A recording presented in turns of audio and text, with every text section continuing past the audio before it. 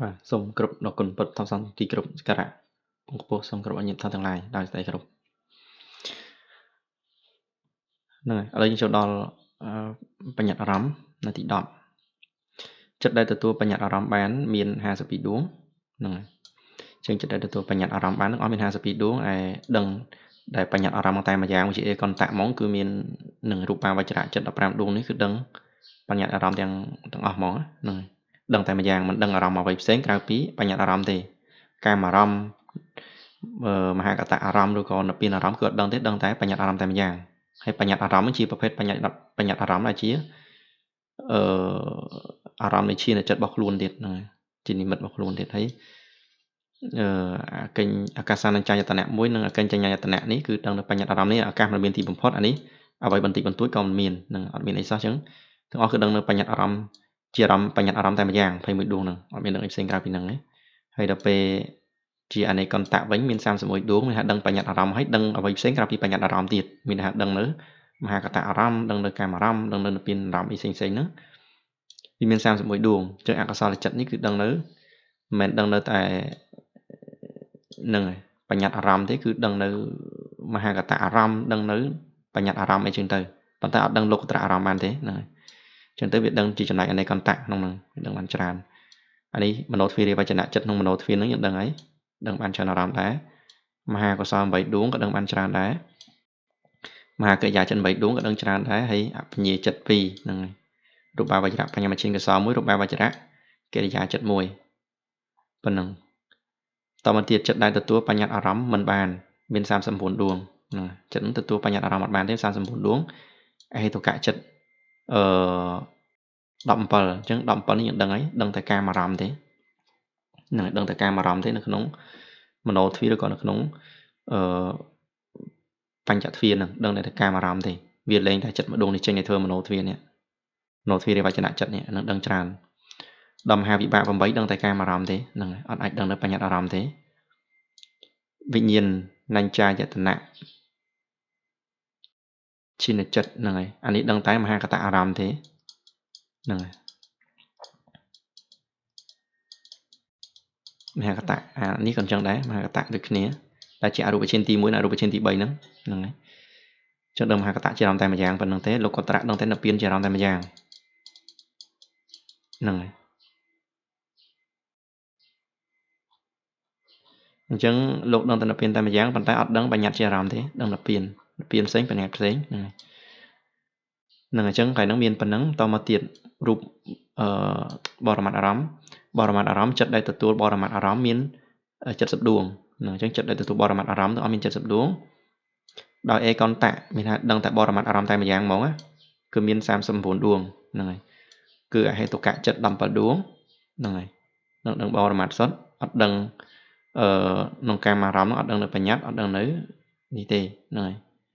មហាកតៈអីទេវាមโนទ្វារវចនៈចិត្តមួយដួងមហាវិបាក8នេះក៏ដឹងតែនេះដែរហ្នឹងហើយ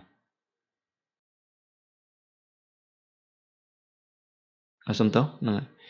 អហេតុកៈចិត្ត18នេះគឺដឹងតែបរមត្តតែម្យ៉ាងអញ្ចឹងវាជាចំណែកអនេកន្តៈហ្នឹងហើយអានេះវាក៏ដឹងដែរប៉ុន្តែវាដឹងពីលើសបរមត្តទៀតវាដល់ក្នុងអនេកន្តៈហ្នឹងហើយមហាវិបាក8នេះដឹងតែនេះកាមអារម្មណ៍តែម្យ៉ាងអញ្ចឹងកាមអារម្មណ៍យើងដឹងហើយបានដល់នេះហ្នឹង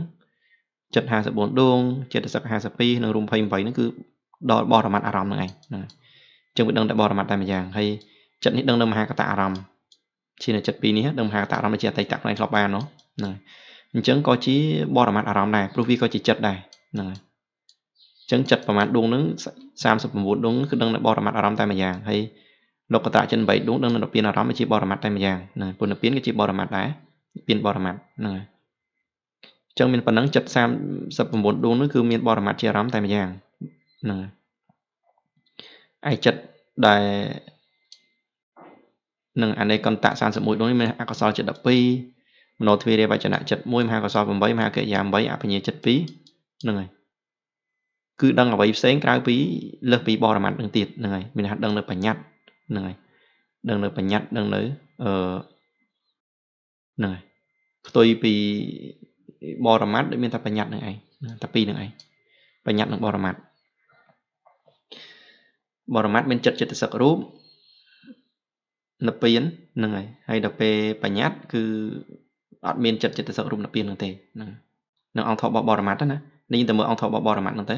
អញ្ចឹងមានថាវាដឹងអនេកន្តៈគឺសំដៅដល់វាដឹងអ្វីដែលមិននៅក្នុងចិត្តចេតសិករូបគឺសំដៅបានដល់ដឹងនៅបញ្ញត្តិហ្នឹងឯងនេះចិត្តប៉ុណ្្នឹងវាដឹងនៅបញ្ញត្តិបានអញ្ចឹងវាជាចំណែកអនេកន្តៈហ្នឹង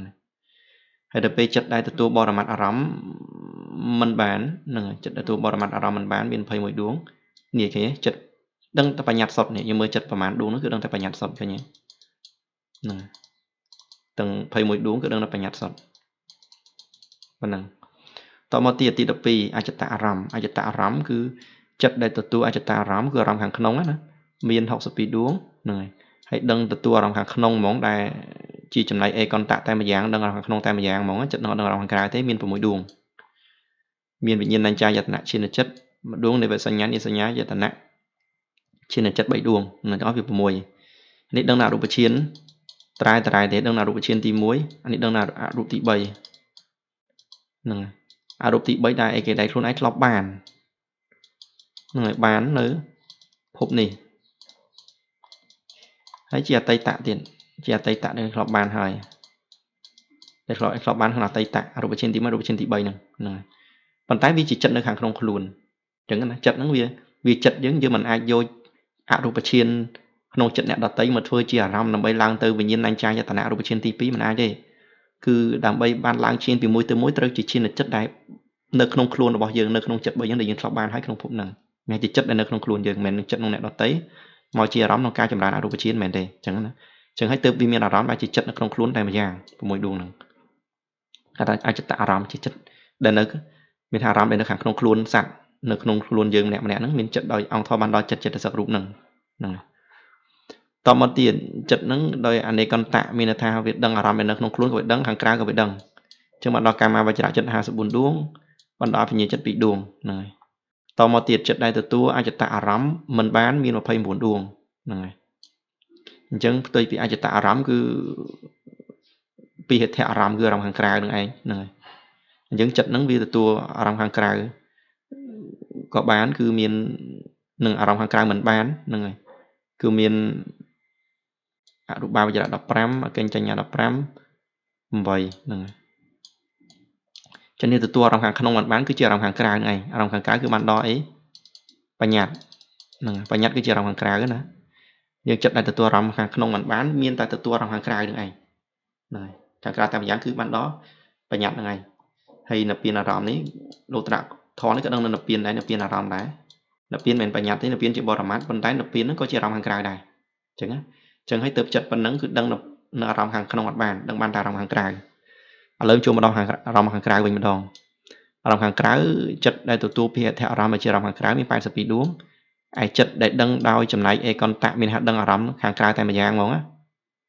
អានឹងមាន26ដួងអរូបាវចរៈនេះដឹងអារម្មណ៍អីគេកសិននឹងឲ្យមានអនុសតិ10មានអសុភៈ10កសិន10អីចឹងណាព្រមវិហារធម៌4អីហ្នឹងអាហ្នឹងគឺជាអារម្មណ៍ខាងក្រៅហ្នឹងហើយជាបញ្ញត្តិអារម្មណ៍ឯខាងក្រៅហ្នឹងគឺរូបបាវចរៈឈានចិត្ត15នេះគឺដឹងអារម្មណ៍ខាងក្រៅតែម្យ៉ាងហ្នឹងហើយហើយអាកាសានញ្ចាយតនៈឈាននេះគឺដឹងអារម្មណ៍ដែលជាអាកាសមិនមានទីបំផុតគឺជាអារម្មណ៍ខាងក្រៅតែម្យ៉ាងអានេះអរូបឈានទី3ណាហ្នឹងហើយអរូបឈានទី3ហ្នឹងគឺដឹងអារម្មណ៍ដែលជាអាកាសានញ្ចាយតនៈខាងក្រៅតែម្យ៉ាង3ដួងហ្នឹងហើយលោកុត្រៈហ្នឹងគឺចិត្ត8ដួងគឺដឹងដល់ពៀនអារម្មណ៍នៅពៀនអារម្មណ៍គឺជាអារម្មណ៍ខាងក្រៅតែម្យ៉ាងហ្នឹងហើយព្រោះមុនពេលយើងសម្រេចមុនពេលយើងធម្មតាអត់មានពៀនជាអារម្មណ៍ហ្នឹងណាតើយើងបានសម្រេចលោកុត្រៈមគ្គបានចាត់ឲ្យមានពៀនជាអារម្មណ៍អញ្ចឹងលោកសង្គ្រោះថានៅពៀនហ្នឹងគឺជាអារម្មណ៍ខាងក្រៅសង្គ្រោះចូលជាអារម្មណ៍ខាងក្រៅអញ្ចឹងហ្នឹងហើយអញ្ចឹងចិត្ត26ដួងគឺមានអារម្មណ៍ខាងក្រៅជាអារម្មណ៍តែម្យ៉ាងអញ្ចឹងណាបន្តមកទៀតចិត្តដែលមានអនេកន្តៈនេះមានអារម្មណ៍ខាងក្រៅក៏វាមានអារម្មណ៍ខាងក្នុងក៏វាមានជាមានកាមាវចរៈចិត្ត54ដួងមានអកុសលចិត្ត12អហិតុកៈចិត្ត18មហាកុសល8មហាវិបាក8មហាកិរិយា8ហ្នឹងហើយអវិញ្ញាចិត្ត2ដួងទៅហើយដល់ពេលចិត្តដែលទទួលពីហេដ្ឋាអារម្មណ៍មិនបានចិត្តដែលទទួលពីហេដ្ឋាអារម្មណ៍មិនបានមាន29ដួងហ្នឹងសំទោសមាន9ដួងហ្នឹងហើយវិញ្ញាណញ្ចាយតនៈ3ដួងអកិញ្ចញ្ញាយតនៈ3ដួងហ្នឹងហើយ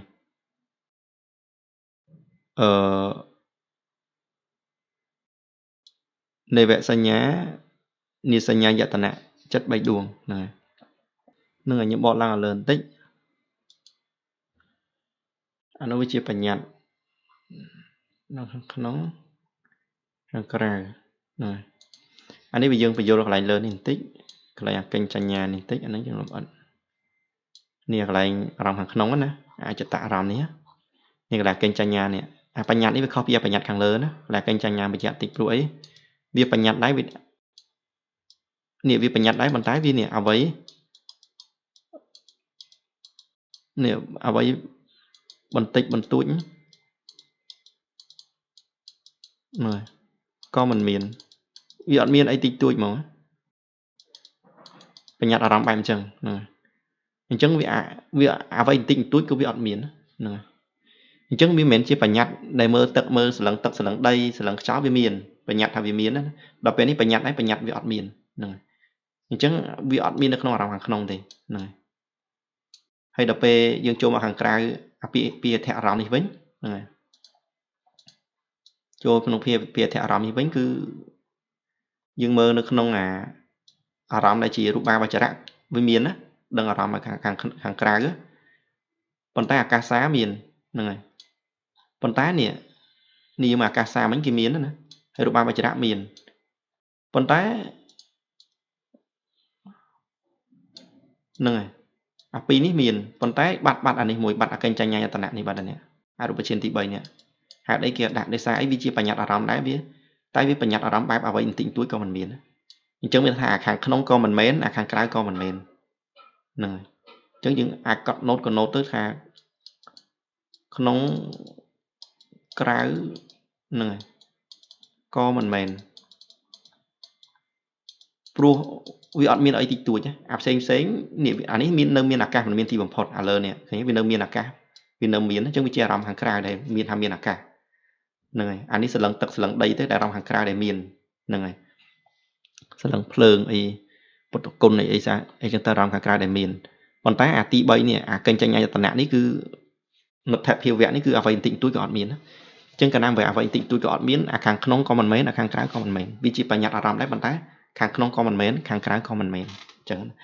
អញ្ចឹងហើយទៅវាអត់ទទួលអារម្មណ៍ខាងក្នុងទេហ្នឹងហើយយើងមើលទទួលអារម្មណ៍ខាងក្រៅវិញអត់មានវាណានេះអាកិញ្ចញ្ញយតនៈមានត្រឹមតែអាកាសាទេឃើញអាកាសមានទីបំផុតទេហើយដល់ពេលនៅក្នុងអាចិត្តដែលទទួលពីអធិអារម្មណ៍មិនបានហ្នឹងក៏មានវាក្នុងហ្នឹងដែរឃើញទេវានេះឃើញអាកិញ្ចញ្ញយតនៈ3ដួងមិញអញ្ចឹងមិញមានវានៅក្នុងនេះដែរមានវាណាលើនេះយើងមើលនៅលើនេះមិញវាអីគេហ្នឹងហើយអាផ្សេងមានបញ្ញត្តិអារម្មណ៍មែនទេបញ្ញត្តិអារម្មណ៍វាជាអារម្មណ៍ខាងក្រៅវាទទួលអារម្មណ៍ខាងក្នុងអត់បានទេហ្នឹងហើយប៉ុន្តែអាកិញ្ចញ្ញយតនៈនេះក៏នៅក្នុងនឹងដែរប៉ុន្តែវាទទួលអារម្មណ៍ខាងក្នុងអត់បានមិនមែនដោយសារតែវាជាបញ្ញត្តិអារម្មណ៍ទេវាសង្គ្រោះថាជាបញ្ញត្តិអារម្មណ៍ហើយប៉ុន្តែអារម្មណ៍វាបែបមួយថាអ្វីបន្តិចបន្តួចក៏អត់មានចេះអាខាងក្នុងក៏មិនមានអាខាងក្រៅក៏មិនមានអញ្ចឹងវានៅក្នុងហេតុផលខុសគ្នាអានេះអារូបឈានរូបាវចរៈ15នេះអាកាសានេះគឺវាមិនមានដោយសារអីវាទទួលអារម្មណ៍ខាងក្នុងមិនបានដោយសារតែវាសម្លឹងអារម្មណ៍ខាងក្រៅដល់ពេលអកិញ្ចញ្ញយតនៈនេះអត់មានសម្លឹងអារម្មណ៍ខាងក្រៅក៏មិនសម្លឹងអារម្មណ៍ខាងក្នុងក៏មិនសម្លឹងប៉ុន្តែវាដឹងថាអ្វីបន្តិចតួចក៏អត់មានអញ្ចឹងតែជាបញ្ញត្តិដូចគ្នាហ្នឹងហើយអញ្ចឹងទទួលអារម្មណ៍ខាងក្នុងក៏អកិញ្ចញ្ញយតនៈនេះអត់ទទួលហ្នឹងហើយយើងមើលមកក្នុងអារម្មណ៍ខាងក្រៅពីអធិអារម្មណ៍នេះយើងមើលមានអកិញ្ចញ្ញយតនៈនោះអត់ទទួលទៀតឃើញទេទទួលយកបានអារម្មណ៍ខាងក្រៅទៀតឃើញទេ9ដួងហ្នឹងអញ្ចឹងមានន័យថាវាអត់នៅក្នុងអាខាងក្នុងក៏មិនមែនអាខាងក្រៅក៏មិនមែនព្រោះបង្អោនចិត្តទៅអ្វីបន្តិចបន្តួចក៏អត់មានហ្នឹងហើយឈានផ្សេងដូចវិញ្ញាណញ្ចាយតនៈនេះគឺហ្នឹងហើយវាមានអារម្មណ៍ដែរនឹងអារម្មណ៍ខាងក្នុងដែលជាអរូបឈានទី1មកជាអារម្មណ៍អញ្ចឹងទៅអញ្ចឹងវាអត់ទទួលអារម្មណ៍ខាងក្រៅទេហ្នឹងហើយប៉ុន្តែអានេះអត់ទេទី3នេះអត់ទេគឺអ្វីតិចតួចក៏អត់មានអញ្ចឹងអាខាងក្នុងក៏អត់មានខាងក្រៅក៏អត់មានដែរអញ្ចឹងវាអត់ទទួលទាំងពីរហ្នឹងនឹងចង់បញ្ជាក់ចេះហើយចុះទី14តកតងនឹងអចតៈពីហេដ្ឋអារម្មណ៍អានេះអារម្មណ៍ដែរខាងក្នុងទាំងខាងក្រៅហ្នឹងអញ្ចឹងចិត្តដែលទទួលទាំងអារម្មណ៍ទាំងក្នុងផងទទួលអារម្មណ៍ទាំងខាងក្រៅផងដោយចំណែកអេកន្តៈតែម្យ៉ាងហ្នឹងគឺមិនមានទេហ្នឹងហើយចិត្តដែលទទួលអារម្មណ៍ពីហេដ្ឋអារម្មណ៍បាន56ដួងអចតៈពីហេដ្ឋអារម្មណ៍នឹងអារម្មណ៍ទាំងខាងក្នុងផងខាងក្រៅផងហ្នឹងហើយអេកន្តៈដោយចំណែកអនេកន្តៈមាន56ដួងហ្នឹងគឺកាមាវចរៈ54ដួងអភិញ្ញាចិត្ត2ដួងប៉ុណ្ណឹងហើយចិត្តដែលទទួលអចតៈពីអធិអារម្មណ៍ mình bán miền 35 នឹងហើយពាក្យអធិអារម្មណ៍បានដល់នេះអាចចតនេះបានដល់ចិត្តចិត្តសឹករូបទីដល់ដឹងអង្គធរបើអត់មើលទៅមើលអាមេរៀនយើងមុននិយាយពីអង្គធរសង្ខេបហ្នឹងណាពាក្យអធិអាចតបានដល់ចិត្តចិត្តសឹករូបដែលនៅក្នុងខ្លួនសត្វពាក្យអធិអារម្មណ៍បានដល់ចិត្តចិត្តសឹករូបបានដល់បញ្ញត្តិនិងបានដល់និព្វានទៀតហ្នឹងហើយដែលនៅក្នុងខាងក្រៅសត្វមានថានៅខាងក្រៅតែក្នុងសត្វមានជីវិតនិងទាំងវត្ថុអត់ជីវិតហ្នឹងអានឹងពាក្យអធិអារម្មណ៍ដល់ពេលអចតភាអធិនេះបានដល់ត្រឹមតែចិត្តចិត្តសឹករូបទេហ្នឹងហើយអត់យកបញ្ញត្តិឲ្យនឹងនេះទេមានថាទាំងខាងក្នុងមានទាំងខាងក្នុងមានទាំងខាងក្រៅអញ្ចឹងមានទាំងខាងក្នុងមានទាំងខាងក្រៅសំដៅដល់តែចិត្តចិត្តសឹករូបទេហ្នឹងហើយអញ្ចឹងដែលទទួលចិត្តដែលទទួលអចិត្តចិត្តសឹករូបដែលជាអចតភាអធិអារម្មណ៍តែមួយយ៉ាងហ្មងគឺมันមានទេហ្នឹងហើយប៉ុន្តែដឹងដល់ចំណាននៃកន្តៈមានហ្នឹងហើយមានថាវាដឹងអាខាងក្នុងខាងក្រៅហ្នឹងក៏វាដឹងហ្នឹងហើយអាដឹងខាងក្នុងក៏ដឹងអាដឹងខាងក្រៅក៏ដឹងព្រោះវាចែក3ដឹងទាំងក្នុងដឹងទាំងក្រៅដឹងតែខាងក្នុងហើយមួយទៀតដឹងតែខាងក្រៅអញ្ចឹងណាអាហ្នឹងមានហ្នឹងហើយដឹងច្រើនអញ្ចឹងអាហ្នឹងមាន54ដួងអបញ្ញាចិត្ត2ចិត្តដែលទទួលអចតៈពីអធិអារម្មណ៍មិនបានមាន35គឺមហាកតៈចិត្តប៉ុណ្ណាហ្នឹងហើយមហាកតៈចិត្តនៅ21វាដឹងអីវាដឹងបញ្ញត្តិហ្នឹងហើយ21ជាបញ្ញត្តិហ្នឹងគឺអីគេ21ហ្នឹង21បញ្ញត្តិវាដឹងនៅបញ្ញត្តិអារម្មណ៍អាហ្នឹងជាអារម្មណ៍ខាងក្រៅតែម្យ៉ាងឃើញទេដល់ពេលអាមហាកតៈ6ដួងទៀតដែលជាអរូបឈានទី2និងទី4ហ្នឹងដឹងនៅមហាកតៈអារម្មណ៍តែម្យ៉ាង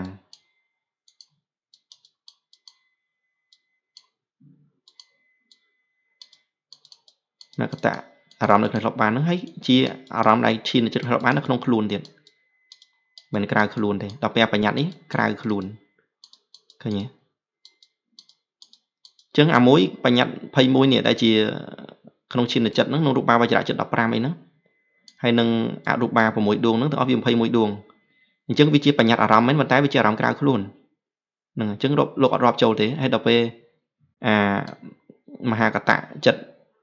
ហ្នឹងហើយអរូបាវចរៈចិត្តដួងទី2និងដួងទី4ហ្នឹងវាមានមហាកតៈជាអារម្មណ៍ដូចគ្នាមែនទេអរូបឈានទី1និងអរូបឈានទី3ដែលខ្លួនធ្លាប់បានជាអារម្មណ៍ក្នុងខ្លួនហ្នឹងអញ្ចឹងអាមួយក្នុងខ្លួនអាមួយក្រៅខ្លួនក៏គេអត់រាប់ចូលដែរវាទទួលយកបានគេហ្នឹងហើយទទួលយកបានទេព្រោះអាមួយទទួលបានតែក្រៅខ្លួនតែម្យ៉ាងនេះអានេះក្រៅខ្លួនតែ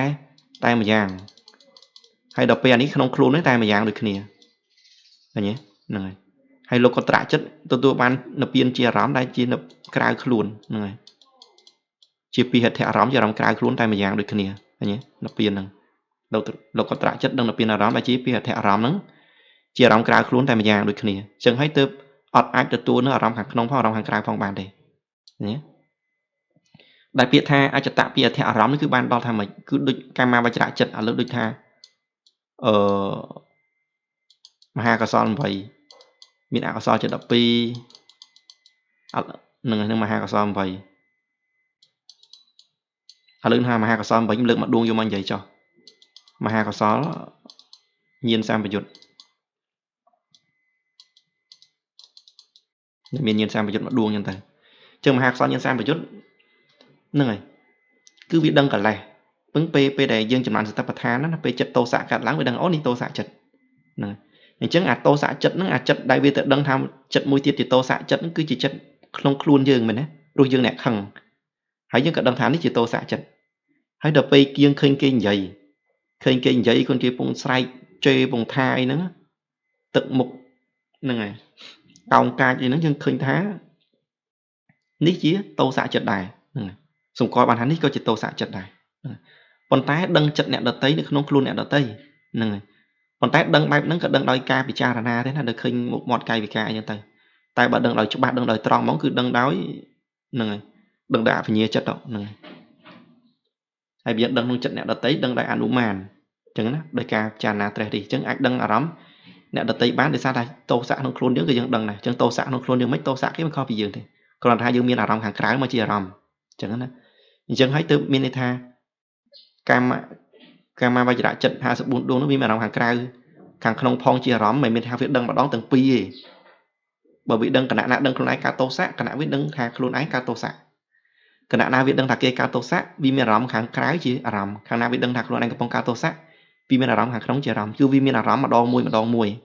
mình rong từng không từng cái không quay tầm mũi mình thì trong sầm đài chẳng này mình thà bảo việc đăng phải tổ xã cứ khả năng đăng phải tổ xã xí này khả năng bị thay trận na đây tự đăng là kê cả tổ xã xí này còn tại việc đăng ban từng phí tái không ca học nè này có phải chạm chẳng chẳng từng ở nâng đăng từng phí cái là không là cái phóng này cứ mẹ đăng từng phí không quay tầm mũi thế cứ này cứ đăng không ca học nè này về các đăng tổ xã nông chật kế về các đăng tổ xã nông chật dừa đăng không chật nhớ chỉ ra hoàng nông đăng tổ xã nông chật kế chỉ ra hoàng cài chẳng phần năngហើយដល់ពេលអាពួកនេះអត់ទេវាដឹងតាខាងនោះដឹងតាខាងក្រៅម្យ៉ាងហ្មងវាអត់បានដឹងទាំងក្នុងទាំងក្រៅផងអញ្ចឹងទាំងគេបានគេអត់រាប់ចូលហ្នឹងហើយមួយទៀតតើតើនឹងបញ្ចារម្មណ៍ហ្នឹងហើយចិត្តដែលទទួលនៅបញ្ចារម្មណ៍មាន46ដួងគឺដោយអេកុនតាក់ហ្មងគឺដឹងនៅបញ្ចារម្មណ៍មានតែ3ដួងទេគឺមโนធាតុ3ហ្នឹងចឹងយើងដឹងហើយនិយាយទៅយើងមើលថាច្បាស់ហេតុកៈច្បាស់មโนទ្វាយើងគូច្រើនដងណាយើងយល់មโนធាតុ3មានអីក្រៅពីដួងទី6នេះទេហើយនៅដួងទី1ថាវចនៈនេះដួងនេះមកធ្វើអវចនៈនៅនេះដឹងនៅបញ្ចារម្មណ៍អានេះធ្វើសពតិឆនៈដឹងនៅបញ្ចារម្មណ៍ចឹងអានេះរៀបអារម្មណ៍5ណាមួយក៏បានហើយសពតិឆនៈនេះតួអារម្មណ៍5ពីទ្វាណាមួយក៏បានចឹងណាចឹងវាដឹងនៅអារម្មណ៍5ហ្នឹងអាហ្នឹងដោយអេកុនតៈវាដឹងតែប៉ុណ្្នឹងអត់ដឹងអីក្រៅពីហ្នឹងទេហើយដល់ពេលអានអេកុនតៈវិញមាន43ដួងហ្នឹងដឹងនៅបញ្ចារម្មណ៍ហ្នឹងហើយវាដឹងនៅធម្មារម្មណ៍ទៀតចឹងណាដឹងដល់ធម្មារម្មណ៍ដឹងដល់បញ្ញត្តិអារម្មណ៍អីចឹងទៀតចឹងមាន41ដួងកម្មាវិជ្ជាចិត្ត41ដួងយើងដឹងហើយបើអត់ចាំទេទៅគាត់ឥឡូវនឹងខ្ញុំអត់ហើយទៀតទេហើយវាទ្វីបបញ្ចវិញ្ញាណចិត្តទ្វីបបញ្ចវិញ្ញាណចិត្ត10មโนធាតុ3និងអវិញ្ញាចិត្ត2អានឹងដែលដឹងអារម្មណ៍បញ្ចារម្មណ៍ហើយមានថាដឹងរូបសម្លេងក្លិនរសផតថាពៈហើយដឹងធម្មារម្មណ៍ទៀតឬក៏ដឹងដល់បញ្ញត្តិអារម្មណ៍ឯទៀតហ្នឹងទៅហើយចិត្តដែលទទួលនៅបញ្ចារម្មណ៍មិនបានមាន45ដួងហ្នឹងហើយចិត្តដែលទទួលបញ្ចារម្មណ៍មិនបានមាន45ដួងហ្នឹងមានទ្វីបបញ្ចវិញ្ញាណ10មហាកតៈចិត្ត27លោកុត្រៈ8ជាងលោកុត្រៈនេះដឹងតែនៅពីអារម្មណ៍ទេនឹងអត់មានដឹងមកបញ្ចារម្មណ៍រូបសម្លេងគ្រឿងរូបផតពៈហ្នឹងអត់ដឹងទេហើយមហាកតៈចិត្តនេះដឹងតែបញ្ញត្តិទេនឹង21ដួងដឹងនៅបញ្ញត្តិអារម្មណ៍6ដួងដឹងតែអីហ្នឹងហើយ6ដួងដឹងតែមហាកតៈអារម្មណ៍ដែលខ្លួនឯងធ្លាប់បានហ្នឹងហើយដល់ពេលទ្វីបបញ្ចវិញ្ញាណ10នេះដឹងនៅបញ្ចារម្មណ៍មិនបានគឺមានន័យថាចេះវាមានន័យថា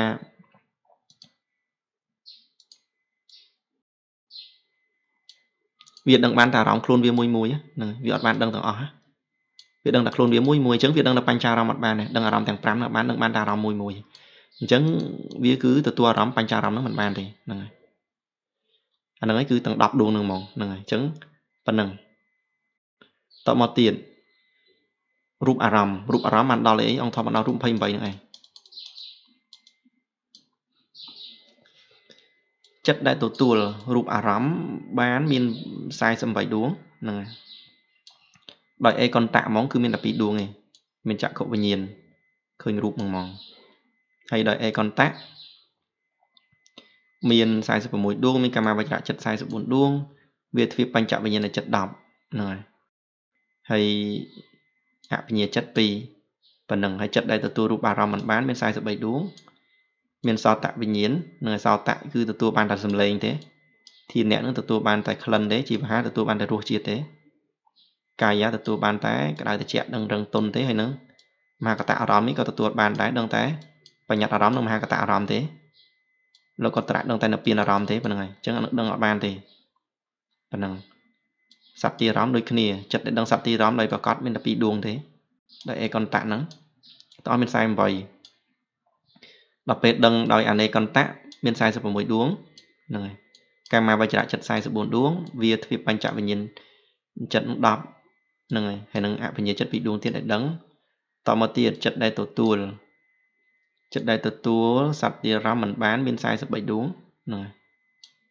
មានចក្ខុវិញ្ញាណ2ចឹងចក្ខុវិញ្ញាណឃើញរូបអត់អាចទៅឃើញសម្លេងបានទេហ្នឹងហើយតោះតាចោតវិញ្ញាណចឹងដកអានឹង2ដួងចេញធានៈវិញ្ញាណ2ដួងចេញជីវហា2ដួងចេញកាយវិញ្ញាណ2ដួងចេញមហាកតៈចិត្ត27ដែរដឹងអត់បានទេហើយនឹងលោកកត្រៈចិត្ត8ដួងដឹងអត់បានដូចគ្នាដឹងបានតែនៅពៀនទេអានេះដឹងតែបញ្ញត្តិហើយនឹងមហាកតៈចិត្តទេហ្នឹងហើយ 21 ដួងដឹងនៅបញ្ញត្តិ6ដួងដឹងនៅមហាកតៈអានេះខ្ញុំយល់ច្រើនដងទេខ្ញុំចេះខ្លាចភ្លេចទេញ៉េញដែរទៅ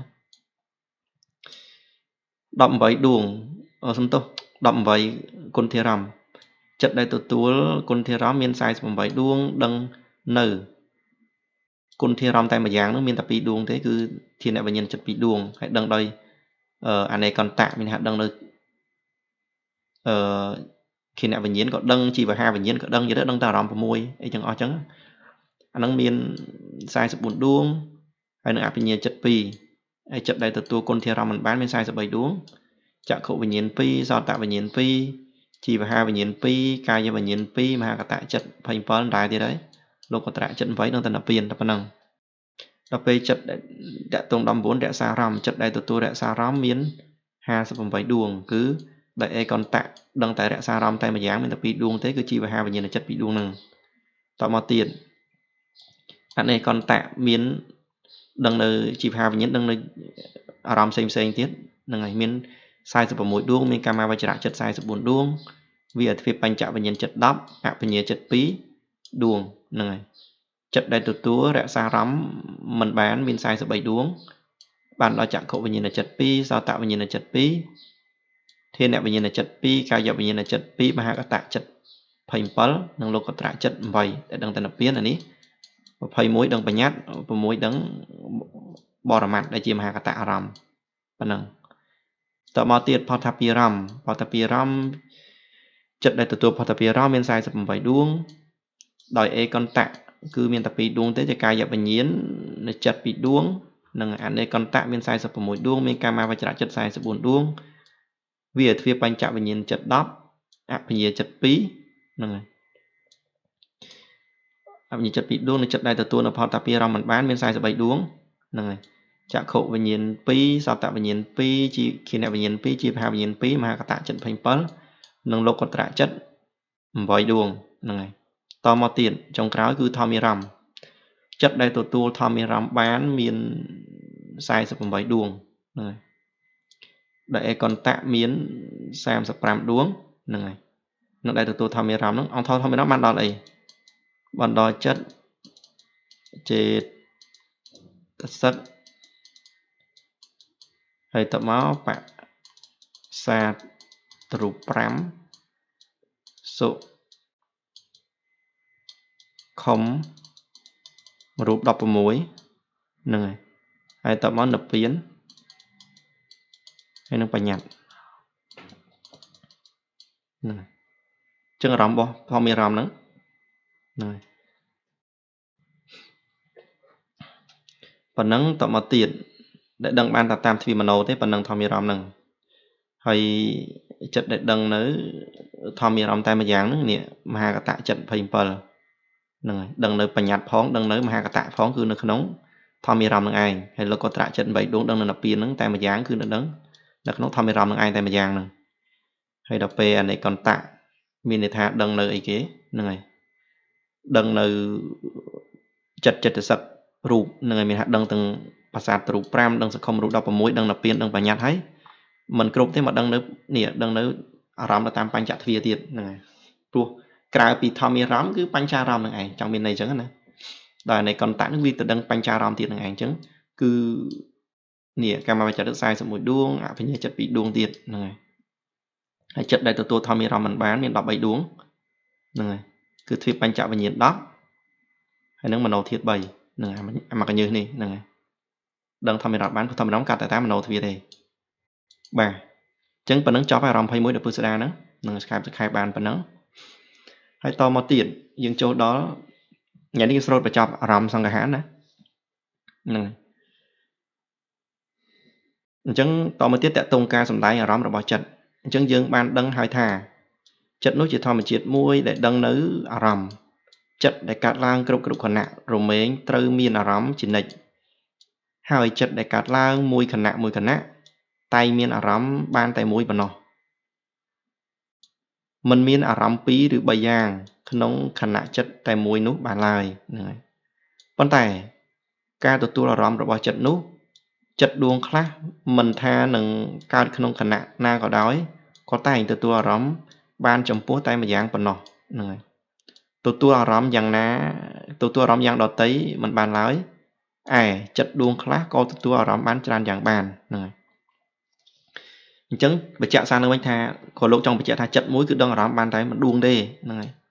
និយាយមើលក្នុងវិធីចិត្តអញ្ចឹងរូបមកប៉ះអញ្ចឹងទៅចាំក្នុងវិធីមួយគឺមកវិធីបើកមកគឺมันអាចទៅដឹងរឿងអីក្រៅពីមួយវិធីហ្នឹងទេបាទនេះវាដឹងរូបអតីតៈនឹងដឹងរូបអតីតៈអញ្ចឹងនេះមโนទ្វារវចនៈជាវនៈតទាគឺដឹងរូបអតីតៈហ្នឹងទាំងអស់អត់មានដឹងរូបអីផ្សេងក្រៅពីអតីតៈទេហើយបើរូបមកប្រកបតាមទ្វារភ្នែកអញ្ចឹងអវចនៈមកដល់តទានេះគឺដឹងនៅនឹងឯងរូបមកប្រកបតាមទ្វារភ្នែកតែម្យ៉ាងអញ្ចឹងគឺអារម្មណ៍តែមួយចិត្តនេះក៏មានអារម្មណ៍នឹងចិត្តហ្នឹងក៏ដឹងគ្រាន់តែថាបើយើងបែងចែកល្អិតទៀតទៅដូចថារូបមកប្រកបអញ្ចឹងអវចនៈនេះគឺចាប់ដឹងរូបហ្នឹងហើយប៉ុន្តែមិនទាន់ឃើញទេនេះតតចក្ខុវិញ្ញាណតែជាអ្នកឃើញចក្ខុវិញ្ញាណអ្នកឃើញហើយហ្នឹងហើយសម្បដិឆន្ទៈមិនបានទៅឃើញទេគ្រាន់តែទទួលអារម្មណ៍ពីចក្ខុឃើញហើយហ្នឹងហើយសម្បដិឆន្ទៈមិនថាកិច្ចទទួលអារម្មណ៍ពីបញ្ចទ្វារមិនអញ្ចឹងហ៎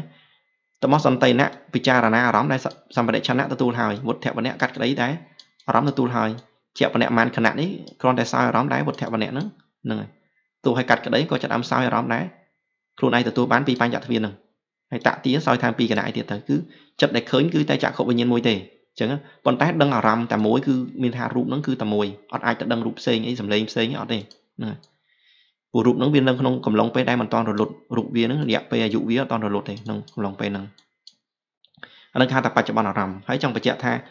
រូបមួយគឺវាដឹងទូនាទីរបស់ខ្លួនវាមួយវាដឹងរូបនឹងដូចគ្នាប៉ុន្តែទូនាទីកាត់ក្តីទូនាទីពិចារណាគឺខុសគ្នាទូនាទីឃើញទូនាទីរាវផ្សេងគ្នាហើយដឹងអារម្មណ៍បានតែមួយទេมันអាចចិត្តនឹងមួយដឹងរូបបាន2ដឹងរូបបាន3ឬក៏ចិត្តនឹងមួយដឹងរូបផងទៅដឹងសម្លេងផងគឺมันអាចទេក្នុងវិធីនេះវាដឹងតែរូបនឹងជាអារម្មណ៍តែមួយហើយប៉ុន្តែវាធ្វើតួនាទីវាផ្សេងគ្នាប៉ុន្តែមានអារម្មណ៍នឹងតែមួយជាមួយគ្នាអញ្ចឹងណាអាមួយអ្នកឃើញផ្ទាល់មួយអ្នកទទួលយកអារម្មណ៍នឹងមកមួយអ្នកពិចារណាមួយអ្នកកាត់ក្តីអីចឹងទៅហ្នឹងហើយអញ្ចឹងនៅកន្លែងនេះក៏គេចង់បញ្ជាក់យើងប៉ុណ្ណឹងហើយនៅក្នុងមโนទ្វារដូចគ្នាមួយរាវរកអារម្មណ៍អញ្ចឹងមែនរាវរកអារម្មណ៍តាមបញ្ចទ្វារអីវារាវរកអារម្មណ៍មែនប៉ុន្តែវាក៏ដឹងអារម្មណ៍ហ្នឹងដែរអញ្ចឹងចាក់ម្នាក់អ្នកសោយធ្វើទូនទីសោយផ្សេងទូនទីរាវរកអារម្មណ៍ផ្សេងតាក់ទានេះសោយថែមពីគណៈទៀតទៅផ្សេងប៉ុន្តែអារម្មណ៍តែមួយនឹងអារម្មណ៍តែមួយក្នុងទ្វារហ្នឹងគាត់ថាមួយដឹងអារម្មណ៍មួយទូនទីវាមួយផ្សេងគ្នាហ្នឹងហើយប្រៀបដូចយើងអ្នកធ្វើការសំណង់នឹងអាសាសង់ផ្ទះអីចឹងណាមនុស្សច្រើនអ្នកហ្នឹងគឺច្រើនអ្នកមែនប៉ុន្តែម្នាក់លីសំងម្នាក់ទៀតនឹងហើយលើកខ្សាច់ចាក់ទឹកលើកទឹកលើកអីហ្នឹងរៀបការ៉ូរៀបអីចឹងទៅរៀបអត់រៀបអីការងារផ្សេងមានភ្នែកតែអារម្មណ៍តែមួយអារម្មណ៍គឺតែមួយគឺកសាងផ្ទះហ្នឹងតែមួយចឹងណាឥឡូវកន្លែងហ្នឹងមានប៉ុណ្ណឹងហ្នឹងហើយហើយចិត្តខ្លះនោះបញ្ជាក់ថាចិត្តខ្លះវាដឹងអារម្មណ៍ទៀតច្រើនហ្នឹងហើយចិត្តខ្លះហ្នឹងគឺវាដឹងអារម្មណ៍ច្រើនហ្នឹងហើយដូចចិត្តខ្លះហ្នឹងវាដឹងនៅបញ្ចារម្មណ៍ដូចអកុសលចិត្ត12អញ្ចឹងពេលវាកើតក្នុងបញ្ញទ្វាវាចោលចម្ពាក់នឹងរូបអីចឹងទៅតែរវាងកើតមโนទ្វាវាក៏ដឹងអារម្មណ៍ផ្សេងចឹងទៅហ្នឹងហើយវាមិនដឹងតែអារម្មណ៍រូបទេវាដឹងហ្នឹងហើយវាដឹងនៅបញ្ញត្តិអារម្មណ៍នៅពានអារម្មណ៍មហាកតអារម្មណ៍អីចឹងទៅហ្នឹងហើយវាដឹងនៅចិត្តចិត្តសឹកអីចឹងទៅតែបើនៅក្នុងនេះវាដឹងតែត្រឹមសម្លេងក្លិនរសបញ្ចារម្មណ៍អីចឹងទៅហ្នឹងហើយគឺចិត្តខ្លះវាដឹងអារម្មណ៍ម្ដងមួយមែនប៉ុន្តែវាដឹងបានច្រើនអារម្មណ៍នេះក៏វាដឹងអារម្មណ៍នោះក៏វាដឹងអីចឹងទៅហ្នឹងអាចចឹងហើយចិត្តខ្លះដឹងតែមួយយ៉ាងទេដូចយើងមើលលោកបញ្ជាក់ថាចិត្តខ្លះគឺហ្នឹងហើយប៉ុន្តែចិត្តខ្លះដួងខ្លះមិនថានឹងកើតបានប៉ុណ្ណាទេក៏ប៉ុន្តែហ្នឹងហើយទទួលអារម្មណ៍ចំពោះតែមួយយ៉ាងប៉ុណ្ណោះហ្នឹងហើយគេលោកបញ្ជាក់កន្លែងនេះមានន័យថាដូចហ្នឹងហើយលោកកត្រៈចិត្តអីចឹងហ្នឹងមគ្គចិត្តអីយើងមើលពគ្គចិត្តទទួលដឹងបានតែនិព្វានជាអារម្មណ៍ទេហ្នឹងហើយហ្នឹងតែមួយយ៉ាងតែបើ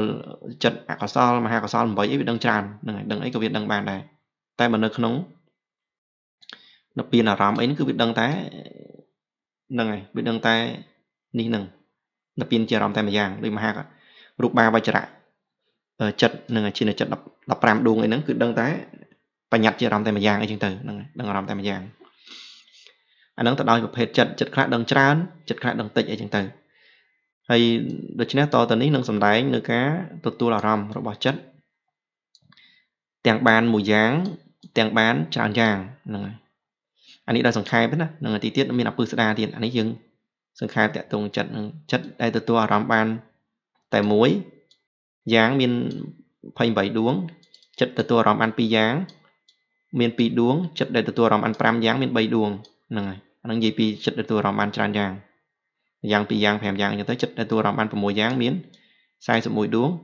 ចិត្តដែលទទួលអារម្មណ៍12យ៉ាងមាន3ដួងចិត្តទទួលអារម្មណ៍មាន14យ៉ាងមាន9ដួង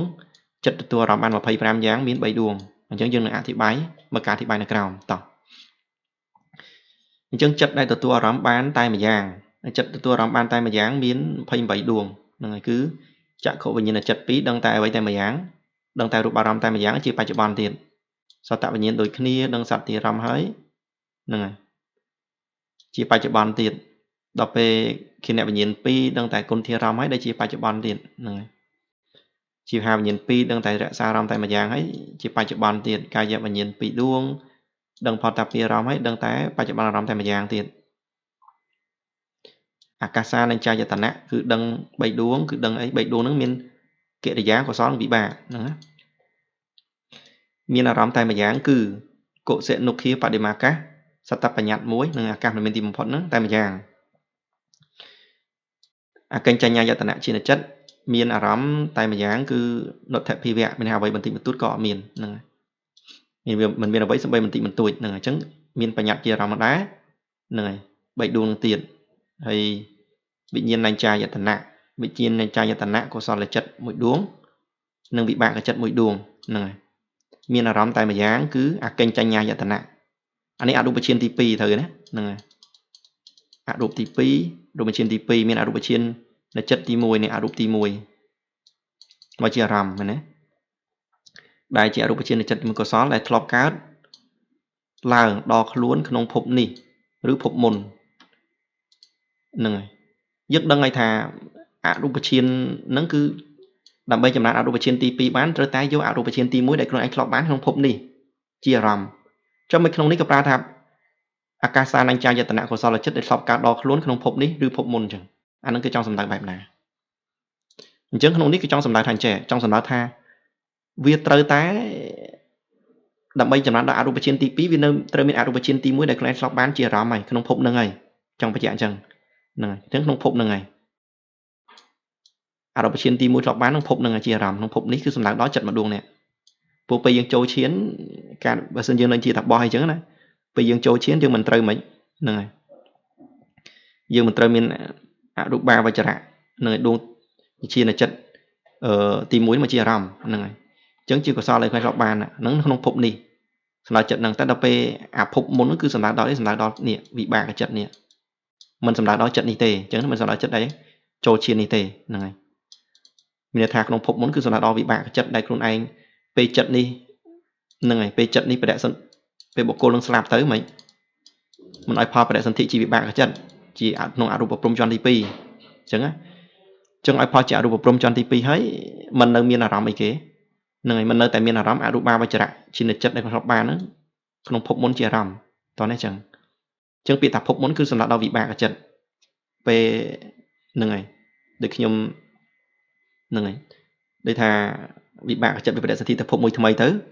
វានៅមានអារម្មណ៍ដែលជាអរូបាវចរៈដួងទី1ហ្នឹងដែលជាកុសលដែលខ្លួនធ្លាប់ចម្រើនជាអារម្មណ៍កាលនៅភពមុនអញ្ចឹងណានៅក្នុងចុតិបដិសន្ធិក្នុងវិបាកចិត្តហ្នឹងគឺមានអារម្មណ៍អរូបឈានទី1ដែលនៅក្នុងភពមុនមកជាអារម្មណ៍អញ្ចឹងពាក្យថាភពមុនភពនេះគឺចង់មានន័យអញ្ចឹងណាមិនមែននេះអាកាសានញ្ចាយតនៈនេះអាចចម្រើនអរូបឈានទី1ដែលបានក្នុងភពមុនមកជាអារម្មណ៍បានមែនទេញាត់ច្រឡំគ្នាហ្នឹងអញ្ចឹងយើងមើលកន្លែងខ្លះពាក្យមួយម៉ាត់តែងាប់រស់ហ្នឹងពេលយើងអត់ឆ្លេចអត់មើលច្បាស់ទេច្រឡំអាចច្រឡំហ្នឹងហើយមានកន្លែងខ្លះទៅសេខុសទៀតដល់ពេលទៅសេខុសយើងមើលអត់ដឹងទៀតអានឹងសិតបញ្ហាឥឡូវខ្ញុំសុំតទៅទៀតវិញ្ញាណញ្ចាយតនៈនេះដូចគ្នាហ្នឹងហើយអកិញ្ចញ្ញយតនៈនេះអរូបឈានទី3ហ្នឹងដែលធ្លាប់បានដល់ខ្លួនក្នុងភពនេះហ្នឹងសំដៅដល់នេះពេលយើងគាត់ចូលឈានហ្នឹងគាត់ប្រើអានេះហើយដល់ពេលបើសិនជាបាក់ចិត្តចុតិបដិសន្ធិគឺវាមានអារម្មណ៍ដែលខ្លួនឯងធ្លាប់ចូលឈានអរូបឈានទី3ហ្នឹងក្នុងភពមុនហ្នឹងជាអារម្មណ៍ហ្នឹងនេះហើយដល់ពេលលោកកត្រៈចិត្ត8ដួងមានអារម្មណ៍តែមួយយ៉ាងគឺនិព្វានជាអារម្មណ៍ហ្នឹងហើយអញ្ចឹងប៉ុណ្្នឹងឯងអានឹងតកតងចិត្តដែលមានអារម្មណ៍មួយយ៉ាងគឺតែប៉ុណ្្នឹងហើយបន្តមកទៀតចិត្តដែលទទួលអារម្មណ៍បានពីរយ៉ាងមានពីរដួងហ្នឹងហើយអញ្ចឹងវិញ្ញាណញ្ចាយតនៈកិរិយាចិត្តហ្នឹងហើយមួយដួងមានអារម្មណ៍ពីរយ៉ាងណាអញ្ចឹងអរូបឈានមិញដែរហ្នឹង អរូបឈានទី2មិញដែរប៉ុន្តែនេះជាចិត្តរបស់ព្រះរហន្តជាកិរិយាចិត្តម្ដងអញ្ចឹងមានអាកាសានញ្ចាយតនៈនិងអរូបឈានទី1ហ្នឹងដដែលមិញទៀតដែរជាអារម្មណ៍ប៉ុន្តែវាមាន2វាមានអាកាសានញ្ចាយតនៈដកខ្លួនជាកុសលចិត្តដែលធ្លាប់បានក្នុងដកខ្លួនក្នុងភពនេះឬភពមុននិងអាកាសានញ្ចាយតនៈកិរិយាចិត្តដែលធ្លាប់បានដែលធ្លាប់កើតដកខ្លួនហ្នឹងហើយក្នុងភពនេះជាអារម្មណ៍ហ្នឹងហើយអញ្ចឹងយើងមើលកន្លែងនេះ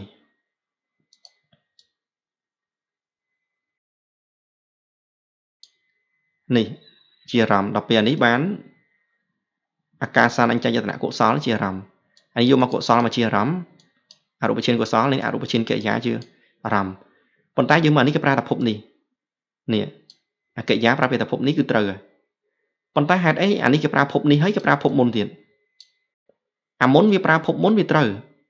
ព្រោះអីនេះយើងមើលវាជាវិបាកកចិត្តវាបរិសន្ធិអីតែវាមានអារម្មណ៍ភពមុនជាអារម្មណ៍មែនទេវាមានអារម្មណ៍ភពមុនជាអារម្មណ៍ដែលវាធ្លាប់មានអរូបឈានទី1ជាអារម្មណ៍ហ្នឹងវាស្លាប់ទៅវាក៏នៅមានបន្តមានអរូបឈានទី1ជាអារម្មណ៍ទៀតទោះជាខ្លួនទៅបដិសន្ធិនៅព្រំហើយក៏ដោយអញ្ចឹងណា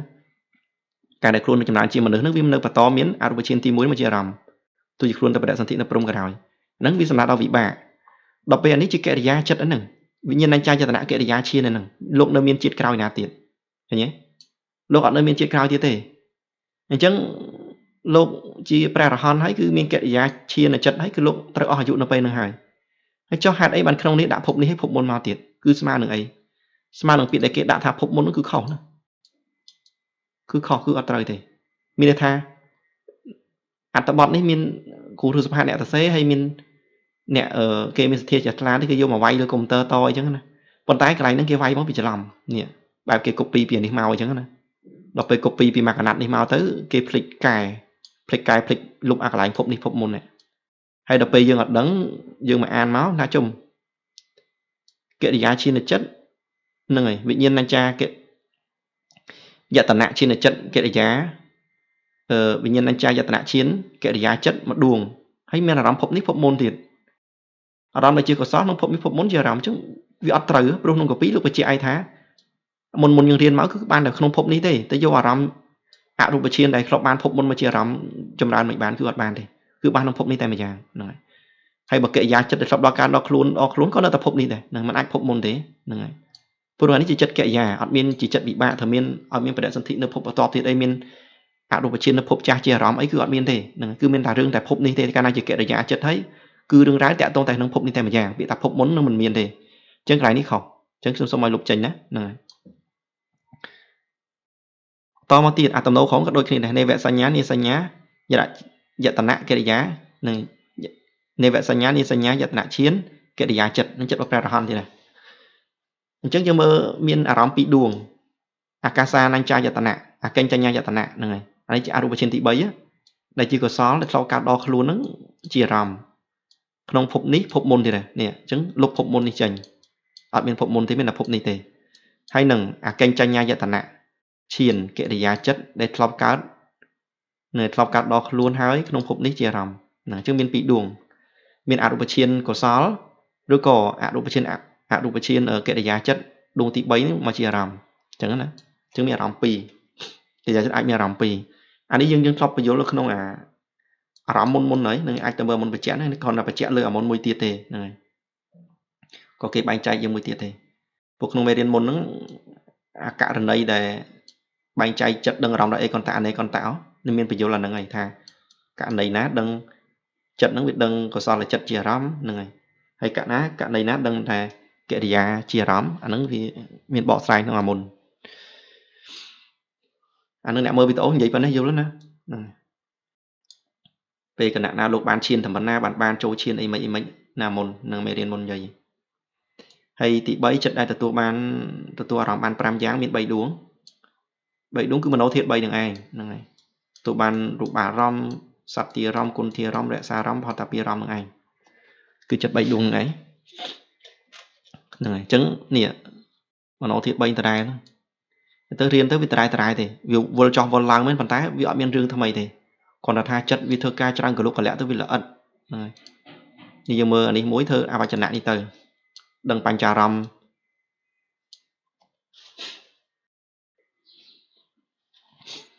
ហើយនៅពេលអានេះក៏ដឹងដែរតែសម្បដិឆន្ទៈទទួលអារម្មណ៍ពីបញ្ចារម្មណ៍ដែរអញ្ចឹងដឹងតែបញ្ចារម្មណ៍ចិត្តប៉ុណ្ណឹង3ដួងហ្នឹងហើយអញ្ចឹងប៉ុណ្ណឹងកន្លែងហ្នឹងហើយដល់ពេលចិត្តដែលទទួលបានអារម្មណ៍6យ៉ាងមាន41ដួងហ្នឹងហើយ41ដួងឧបេក្ខាវិនោមញ្ញធាតុអហេតុកកិរិយាចិត្ត1ដួងហ្នឹងនេះចិត្ត1ដួងនេះធ្វើមโนទ្វារវចនៈនេះហើយធ្វើវុទ្ធវណ្ណៈនេះអញ្ចឹងវាដឹងទាំងតាមបញ្ញទ្វារវាដឹងទាំងតាមមโนទ្វារហ្នឹងហើយតួអារម្មណ៍6យ៉ាងតតិលំបណៈចិត្ត2ដួងតតិលំបណៈចិត្ត11ដួងដឹងហើយហ្នឹងហើយវាធ្វើចិត្តណាធ្វើតតិខ្លះនេះចឹងនេះធ្វើតតិក្នុងបញ្ញទ្វារចឹងវាដឹងអារម្មណ៍តាមបញ្ញទ្វារហើយក៏វាដឹងអារម្មណ៍តាមនេះដែរមโนទ្វារដែរចឹងវាដឹងអារម្មណ៍ទាំង6ហើយប៉ុន្តែជាកាមអារម្មណ៍ទេហ្នឹងហើយมันអាចដឹងបញ្ញត្តិអារម្មណ៍ទេតែព្រោះតតិដឹងបានតែកាមអារម្មណ៍ទេហើយដល់ពេលកាមចៈម្នាក់29ហ្នឹងហើយកាមចៈម្នាក់29មានខ្លះចាំអត់ទេមានអកុសលចិត្ត12ខ្ញុំហៅឲ្យវាចំកត់ទៅតែបើចាំក៏អត់អីដែរអកុសលចិត្ត12មហាកុសល8ហ្នឹងហើយចឹង20ណាអកុសលចិត្ត12មហាកុសល8 20ហើយមហាកិរិយា8ទៀត29ហើយហសេតបាតចិត្តមួយទៀតចឹង29អាហ្នឹងមានអារម្មណ៍ដែលជាកាមចៈម្នាក់ហ្នឹងនឹងដឹងអារម្មណ៍6រូបសម្លេងក្លិនរសផតថាពៈធម្មអារម្មណ៍ហ្នឹងប៉ុណ្ណឹងហើយចិត្តដែលទទួលអារម្មណ៍បាន12យ៉ាងមាន3ដួងអញ្ចឹងយើងនិយាយពីអារម្មណ៍មានតែ6អារម្មណ៍ដល់12យ៉ាងស្អីគេទៅអានេះសំដៅដល់ពួកអ្នកបានឈានទេនិយាយបែងចែកក្នុងបញ្ញត្តិទេនេះរូបបាវចរៈបញ្ចមឈានហ្នឹងហើយមានឈានទី5ហ្នឹងដឹងអារម្មណ៍បាន3ដួងហ្នឹងដឹងអារម្មណ៍បាន12គឺកសិន10អាណាបាណសតិ1ហើយនឹងមច្ចតៈសតបញ្ញត្តិមានន័យថាឧបេក្ខាព្រមវិហារធម៌ហ្នឹងចំណុចឧបេក្ខាចិត្តហ្នឹងឧបេក្ខាឈានហ្នឹងគឺមានតែ12ហ្នឹងឯងដែលជាអារម្មណ៍ក្នុងរបស់ឈានទី5ហ្នឹងហើយដល់ពេលចិត្តដែលទទួលអារម្មណ៍បាន14យ៉ាងមាន9ដួងហ្នឹងហើយគឺអានេះទុតិយឈានឈានទី2តតិយឈានឈានទី3និងចតុតឈានឈានទី4ទាំងអស់12ដួងហ្នឹង12ដួងហ្នឹងយើងដឹងហើយបែងចែក3ណាកុសលវិបាកកិរិយាមានអារម្មណ៍14យ៉ាងគឺកសិនបញ្ញត្តិ10អាណាបាណសតិ1និងបយមនាបសតបញ្ញត្តិនេះចាចម្រើនមេត្តានឹងមួយនិងទុក្ខតសតបញ្ញត្តិចម្រើនករណានឹងមួយនិងសុគតសតបញ្ញត្តិចម្រើនមុទិតានឹងមួយអញ្ចឹងមានអារម្មណ៍14យ៉ាងហ្នឹងជាអារម្មណ៍អញ្ចឹងណានឹងអាចចម្រើនដល់អារម្មណ៍14យ៉ាងហ្នឹងអាចចម្រើនចាប់ពីឈាននេះចតុទុតិយឈានឈានទី2រហូតដល់ឈានទី4ហ្នឹងហើយតែអាចចម្រើនដល់ឈានទី5ទេហើយដល់ពេលចិត្តដែលទទួលអារម្មណ៍បាន25យ៉ាងមាន3ដួងហ្នឹងគឺសម្រាប់ដល់នេះរូបបាវចរៈបឋមឈានអញ្ចឹងបឋមឈានហ្នឹងអាចមានបញ្ញត្តិជាអារម្មណ៍បាន25ប្រភេទដែលអាចចម្រើនបានដល់បឋមឈានបានណាអញ្ចឹងមានកសិន10អសុភៈ10ហ្នឹងហើយកោដ្ឋសតបញ្ញត្តិកោដ្ឋសបបញ្ញត្តិនឹងកាយកតាសតិហ្នឹងគឺ1អាណាបាណសតិ1បយមនាបសតបញ្ញត្តិ1ទុក្ខតសតបញ្ញត្តិ1និងសុគតសតបញ្ញត្តិ1ហ្នឹងហើយចឹងដល់25នៅជាបឋមឈានមានអារម្មណ៍25នឹងអាចចំណាយបឋមឈានទៅកម្មដ្ឋានមាន40ណាប៉ុន្តែក្នុង40ហ្នឹងអា15ទៀតបានត្រឹមឧបចារសមាធិទេអត់បានដល់ឈានទេណាអញ្ចឹងមានតែ25នេះបានដល់បឋមឈានហើយមានតែ14អារម្មណ៍ទេបានដល់ឈានទី2ដល់ឈានទី4ហើយមានតែ12អារម្មណ៍ទេបានដល់ហ្នឹងហើយឈានទី5អីចឹងទៅតទៀតយើងចប់ប៉ុណ្ណឹងតកតងនឹងចេតសិកនិងអារម្មណ៍ហ្នឹងហើយអានេះយើងបញ្ចប់នេះតិចទៅអញ្ចឹងចិត្តជាធម្មជាតិដែលដឹងអារម្មណ៍ហើយការប្រកបឡើងរបស់ចិត្តនោះតែងប្រកបព្រមជាមួយនឹងចេតសិកហ្នឹងហើយដោយចេតោយុត្តលក្ខណៈហ្នឹងហើយគឺចេតសិកនោះតែងកើតព្រមជាមួយនឹងចិត្តឯកោបតៈ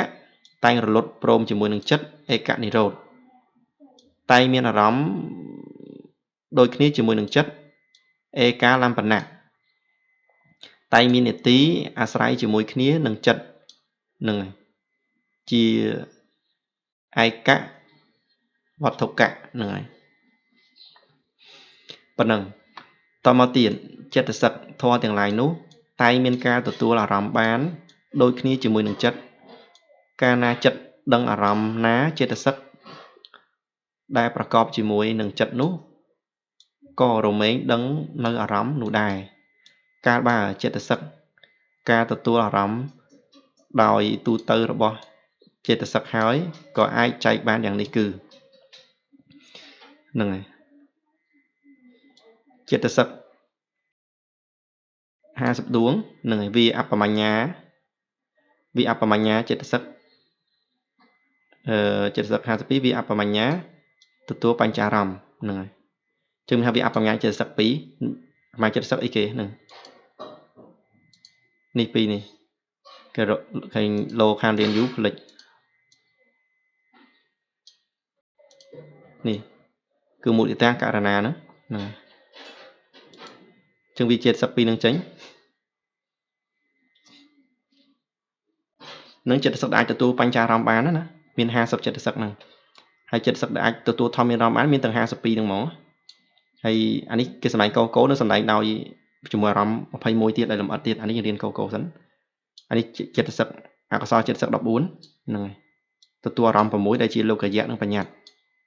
ហើយអ៊ីសាចិត្តសឹកនិងអ៊ីសាចិត្តសឹកទទួលអារម្មណ៍6នឹងដែលជាពីហេដ្ឋាអារម្មណ៍មានអារម្មណ៍ខាងក្រៅព្រោះអីអ៊ីសាយើងដឹងជាចិត្តសឹកចំណែនមែនទេកាត់មួយទោសៈចំណែនអញ្ចឹងធម្មតាយើងតែចំណែនខ្លួនឯងចំណែនតែអ្វីដែលនៅខាងក្រៅហ្នឹងអញ្ចឹងអារម្មណ៍ដែលចិត្តសឹករូបនៅខាងក្រៅចំណែនអ្នកដតីចំណែននេះនោះហ្នឹងគឺជាអារម្មណ៍របស់ហ្នឹងហើយអ៊ីសាតែម្យ៉ាងអត់ចំណែនអារម្មណ៍ខាងក្នុងទេហ្នឹងតមកវិរតៈចិត្តសឹកលោកយៈ3ហ្នឹងគឺទទួលអារម្មណ៍ដែលជាកាមអារម្មណ៍នឹងកាមអារម្មណ៍ប្រភេទកាមអារម្មណ៍ដែលជាបរមត្ថហើយកើតតែនៅក្នុងមហាកុសលទេហ្នឹងអញ្ចឹងដល់ខាងមុខយើងបញ្យល់បញ្ជាក់ទៀតអញ្ចឹងដឹងតែកាមអារម្មណ៍ទេហើយដល់ពេលវិរតៈចិត្តសឹក3នេះនឹងលោកកតរៈនេះទទួលអារម្មណ៍មួយគឺនិព្វានអារម្មណ៍តែម្យ៉ាងអានឹងសំដៅដល់នេះសំដៅដល់ពេលមគ្គចិត្តកើតឡើងយើងដឹងហើយពេលមគ្គចិត្តកើតឡើងគឺចិត្តមួយអាវិធម្មតាក្នុងមហាកុសល3នេះកើតម្ដងមួយមែនទេប៉ុន្តែនៅពេលដែលមគ្គចិត្តកើតឡើងយើងបានរៀនដឹងហើយគឺ3នឹងកើតព្រមគ្នាមួយសង្សារវដ្តនឹងកើតព្រមគ្នា4ដងពេលមគ្គចិត្តកើតម្ដងវាកើតព្រមគ្នាម្ដងអញ្ចឹងអាពីរនេះកើតទេវាកើតមកទាំងអស់នឹងមួយបញ្ញានឹងមកឡើងកាត់កលេសព្រឹបអញ្ចឹងពេលហ្នឹង3វាកើត3ព្រមគ្នាហ្នឹងគឺវាមានទាំងចិត្តសឹកទាំងអស់ហ្នឹងមាននិព្វានជាអារម្មណ៍ហ្នឹងអញ្ចឹងយើងមើលនេះពេលហ្នឹងគេថាមាននិព្វានជាអារម្មណ៍ហ្នឹងសម្រាប់លោកយៈតែបើចិត្តកើតក្នុងមហាកុសលធម្មតាម្ដងមួយទេគឺមានកាមអារម្មណ៍ជាអារម្មណ៍អាហ្នឹងគេបញ្ជាក់អញ្ចឹងហើយដល់ពេលអបមញ្ញាចិត្តសឹក2ដល់ករណាមុទិតាហ្នឹងទទួលធម្មអារម្មណ៍ដែលជាបញ្ញត្តិអារម្មណ៍ជាបញ្ញត្តិសត្វបុគ្គលនឹងជាអារម្មណ៍ហើយជាពីហេដ្ឋាអារម្មណ៍ទៀតហ្នឹងហើយអារម្មណ៍ខាងក្រៅទៀតដែលយើងអាណិតគេនឹងអាណិតខាងគេខាងក្រៅទៅសំណោះអីគេខាងក្រៅទៅពេលចានយើងអត់សូវអាណិតខ្លួនឯងទេហ្នឹងពេលចានអាណិតគឺតែមានអារម្មណ៍ខាងគេជាខាងក្រៅអាណិតរីករាយគេបានសុខអីចឹងគឺជាប្រភេទអារម្មណ៍ដែលផ្សាយទៅខាងក្រៅហើយអនញ្ញសមានចិត្តសឹក13សោបនៈចិត្តសឹក19បញ្ញាចិត្តសឹក1ទទួលអារម្មណ៍6ដែលជាលោកយៈលោកុត្តរៈអតីតអនាគតបច្ចុប្បន្ននិងកាលវិមុតអចតៈពីហេដ្ឋៈហ្នឹងហើយអញ្ចឹងមានថាចិត្តសឹកប៉ុណ្ណឹងទូដឹងអារម្មណ៍គ្រប់យ៉ាងក្នុងលោកយើងហ្នឹងហើយទាំងលោកុត្តរៈទាំងលោកយៈជាចិត្តអតីតអនាគតកាលវិមុតអារម្មណ៍ក្នុងក្រៅគឺដឹងទាំងអស់ចិត្តសឹកប៉ុណ្ណឹងតមកទៀតយើងមកបែងចែកចិត្តសឹកទទួលអារម្មណ៍ទាំង21ហ្នឹងហ្មងដោយអេកន្តៈណានៃកន្តៈដែលពឹស្ដាហ្មងនេះអញ្ចឹងទទួលនេះហើយចប់ហើយហ្នឹងចុងក្រោយនៃអារម្មណ៍សង្ខារអីនឹងអស់បញ្ចប់ទាំងចិត្តសឹកនឹងឯងឥឡូវយើងមកមើលកាមអារម្មណ៍ចិត្តសឹកដែលទទួលកាមអារម្មណ៍ដោយអេកន្តៈតែម្យ៉ាងហ្នឹងដឹងអារម្មណ៍ចិត្តសឹកដែលដឹងអារម្មណ៍កាមអារម្មណ៍តែម្យ៉ាងហ្នឹងមិនមានទេហ្នឹងហើយប៉ុន្តែដឹងអារម្មណ៍កាមអារម្មណ៍ហើយដឹងអារម្មណ៍ផ្សេងទៀតអាហ្នឹងមានហ្នឹងមាន50ដួងវាអបមញ្ញាចិត្តសឹក2ព្រោះនេះដឹងតែអីយើងរៀនមិញដឹងតែបញ្ញត្តិជាអារម្មណ៍ឯងហ្នឹងបញ្ញត្តិសត្វបុគ្គលហ្នឹងហើយព្រោះតែអាណិតសាទរីករាយនឹងសត្វបានសុខអីចឹងវាមានអារម្មណ៍សត្វខាងក្រៅជាអារម្មណ៍ដល់ពេលអតីតនេះទទួលមហាកតៈចិត្តសឹកដែលទទួលមហាកតៈអារម្មណ៍ដោយអេកន្តៈហ្មងហ្នឹងហើយដោយចិត្តសឹកដឹងតែមហាកតៈអារម្មណ៍តែម្យ៉ាងហ្មងមិនមានទេប៉ុន្តែដោយអេកន្តៈ đằng ở rầm xanh là đái miền đằng tầng mà hai cái tạ đằng áp xanh cả đằng này miền sai sầm phật đuông hay vía vì tệ chết sập bay hạt ấy anh ấy đằng tay ca mà rầm này hay apa mà nhà pin đằng nữa ta phải nhặt ở rầm này nâng phần nâng hay là về chết sập đây tụi tôi nó pin ở rầm bán đòi chấm lại ai còn tạm ở miền thế thế đòi ai còn tạm miền đòi chấm này còn tạm miền sam sập mỗi đuông tôi nó pin chia rầm cứ anh em mà nó chết sập đập bấy hay nâng sao phần nào chết sập phải bay này mình hàng cái này ấy nè cái này nè phần nâng ấy sao phần nào chết chết mặt đuông nó đọ tà pin đi tranh thế mẹ chết cả lắm mình phần nâng đọ tà mũi ta nó cả là tranh thế cả phần nâng cả từng mặc cực nâng mong nè anh em mà nó chết sập đập bấy hay nâng sao phần nào chân phải prám đọ pin đi tranh chứ sao phải bay vậy đạp vào mà nhà pi tranh nè nó đừng được pin chia rầm cái này nâng sầm nào đó mẹ cái chật này cả làng nó miền chết sập phần nâng để đừng mẹ chật vào chật đừng được pin chia rầm nâng đòi một tiết niêm mà rầm hay chật để đừng niêm mà rầm lại con tạm mình miền thế còn trái đừng đòi anh này con tạm miền này tại vì apa nhà sẽ sắp tiệt là pi tiệt này còn nếu đừng niêm mà rầm thế đừng thay phải nhặt rầm thì này hay tập tiết tí prám chật đây từ tôi rụp rầm cứ bạn ở rụp hình vậy nắng cứ ở miền thế đừng đòi con tạm miền thế tại đừng đàn này con tạm miền hai sập đúng tại vì chính chết sập pi ni chành còn nếu đừng thay phải nhặt chia rầm thì này đọc về từ tua rầm chia tay ta rắm chật đại đằng chật sắc đại đằng tay ta rắm chia rắm đại còn tạ mình miền thế còn tay đằng đà này còn tạ cứ miền này hay miền sai sầm phật đúng này tay đội apa mà chật sắc pi còn đằng nữa tay tay ta rắm cứ ban đó chật sắc rúp đại chỉ tay tạ đại lột từ hào chẳng này chẳng apa nhà pi ní đằng nữa tay phải nhặt thế chẳng cái gọi rọp châu này còn tay ní viên nơi viên để tại bay tiền bữa ấy nhưng mà viên nơi viên để tại bay tiền vì tại bay ní đăng nó cam mà làm đây ta chật sạc rụp đây ta còn tái vì tại bay nó bị đăng nó cam mà làm chật sạc rụp mến còn tái nâng này việc đăng làm đại chí ba triệu bón nâng là cột thế nâng việc đăng làm đại chí tay tạ thế chẳng nữa rụp bây giờ mình chơi tận nào vi trả lấy trong vi trả ca sầm làm vi trả ca sầm láp tay khả năng ba triệu bón thế hay nâng khả năng là cột tiết đi ra xa sẽ lấy tăng cho tham gia chỉ vẫn nâng mứng mình sầm láp sạt thế bây giờ tăng trận chẳng miên là làm ở tây tạ chia rò mấy ở thế nè rồi tây tạ nó để dương phơi phật hói dương ta tăng trận vi trà mày bu vi được tệ ra ca vi trà nè sầm mà vi trà ấy nó vi trà càng gì có hỏi nó sơ vi trà nhưng chứng dương vi trà ta cả nặng ba trận bón nữa là cột to tới tiếp dương chung của họ mình men vi trà dương có họ hói từ vi trà ở bàn thì tu đường nó vi có lòng phật này chứng nè chứng hay tự vi được tệ trận sập đấy miên tái ba trận bón là róm nữa là cột ở ròm này ở miên ở tây ta ròm thì chứng thấy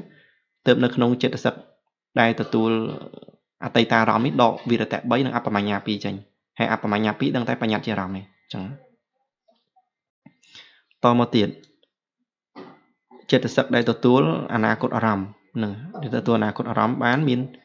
đợi còn tạm miên thế tại đợi anh ấy còn tạm miên hai sụp đuống nè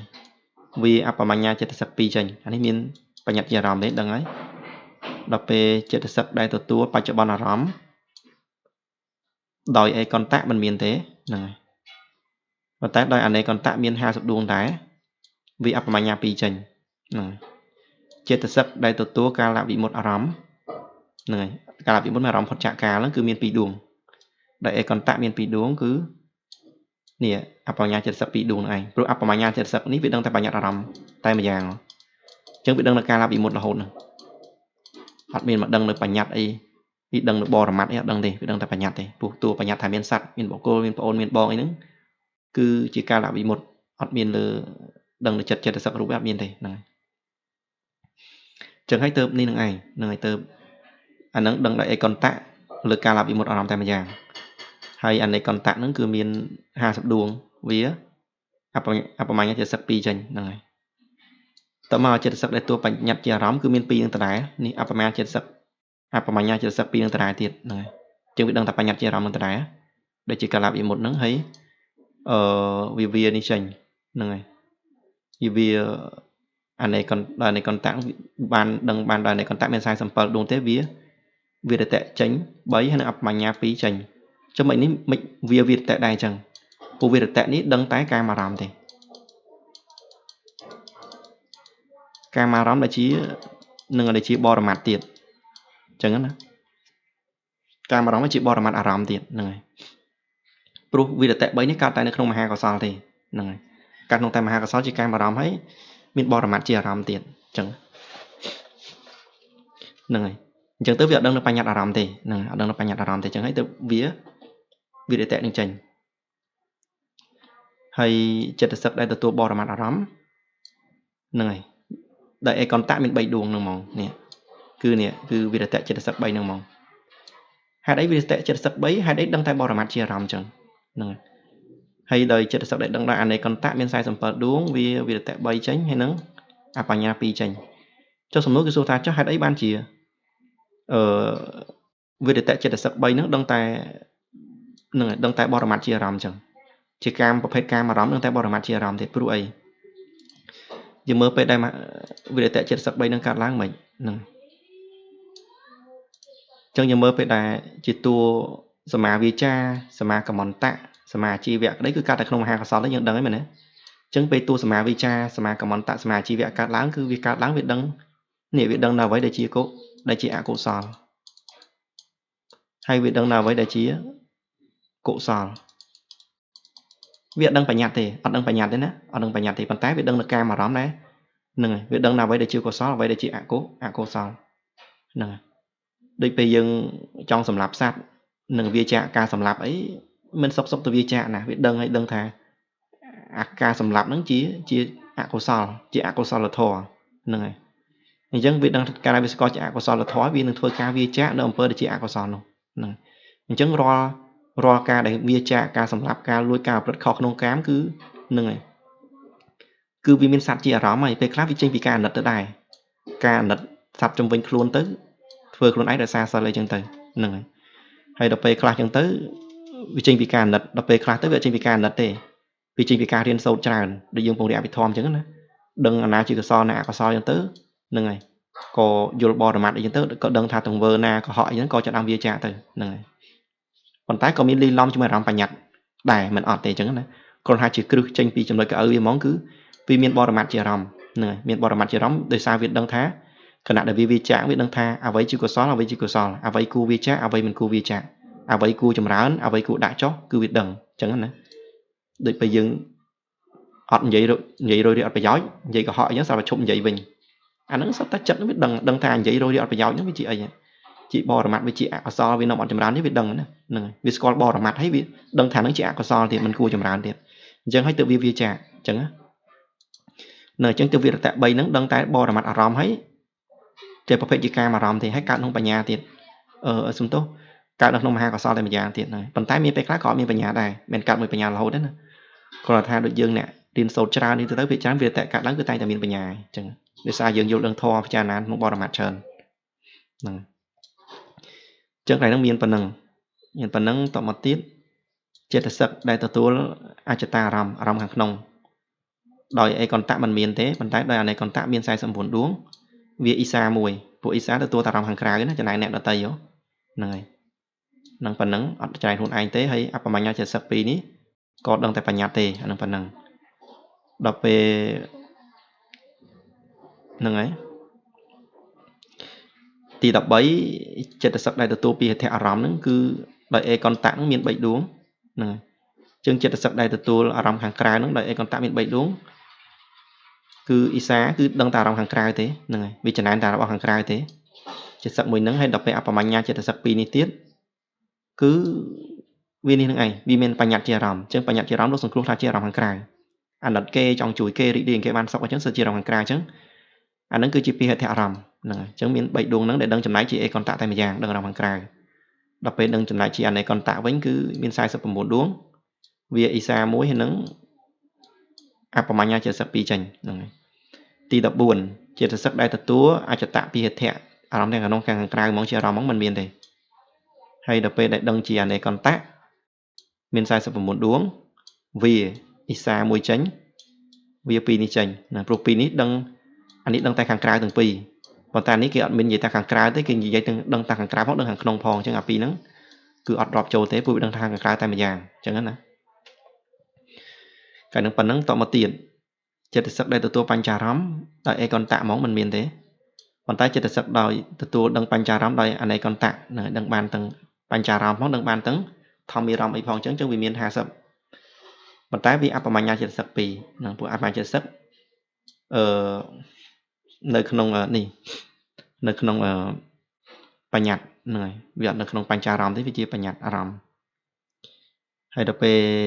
ចិត្តសឹកដែលទទួលរូបារម្មណ៍សត្តិអារម្មណ៍គុណធាអារម្មណ៍រក្សាអារម្មណ៍ហដ្ឋាភិអារម្មណ៍ហ្នឹងគឺដោយចំណែកអេកន្តៈហ្នឹងមិនមានទេអានេះគឺផ្ដុំចូលគ្នាហ្មងទាំង5ហ្នឹងណាប៉ុន្តែបើដឹងដោយអនេកន្តៈមាន50វាអបមញ្ញាចិត្តសឹក2ចេញតែដឹងត្រឹមតែបញ្ញត្តិជាអារម្មណ៍តែម្យ៉ាងហ្នឹងហើយដល់ពេលចិត្តសឹកដែលទទួលធម្មារម្មណ៍ហ្នឹងហើយទូធម្មារម្មណ៍ដោយចំណែកអេកន្តៈហ្មងមាន2គឺអបមញ្ញាចិត្តសឹក2នេះឯងចឹងនេះដឹងនៅបញ្ញត្តិអារម្មណ៍យើងដឹងធម្មអារម្មណ៍ក៏មានបញ្ញត្តិអារម្មណ៍ដែរមែនទេហ្នឹងអញ្ចឹងក្នុងធម្មដោយដឹងធម្មអារម្មណ៍ដោយអេកន្តៈតែម្យ៉ាងហ្នឹងចិត្តសឹកដែលដឹងតែធម្មអារម្មណ៍តែម្យ៉ាងហ្នឹងគឺអបមញ្ញាចិត្តសឹក2នេះឯងហ្នឹងហើយសល់ប្រហែល54ដឹងដួងនេះទៀតវាដឹងទាំងធម្មអារម្មណ៍ដឹងទាំងនឹងរូបារម្មណ៍នេះរូបារម្មណ៍ខាងលើហ្នឹងក៏វាដឹងដែរបញ្ចារម្មណ៍ហ្នឹងក៏វាដឹងទាំងអស់ដែរអញ្ចឹងទៅវាដឹងអញ្ចឹងទៅវាជាចំណែកអនេកន្តៈនឹងដឹងបានច្រើនហើយវាអបមញ្ញាចិត្តសឹក2ចេញហ្នឹងហើយអញ្ចឹងអារម្មណ៍សង្កហៈយើងសន្មតថាចប់តែប៉ុណ្្នឹងជាវីដេអូចុងក្រោយក្នុងការបញ្ចប់អារម្មណ៍សង្កហៈតែប៉ុណ្្នឹងซึ่งក៏សូមកិច្ចលើសលួចយ៉ាងណាក៏សូមខន្តីអភ័យទោសពីសំណាក់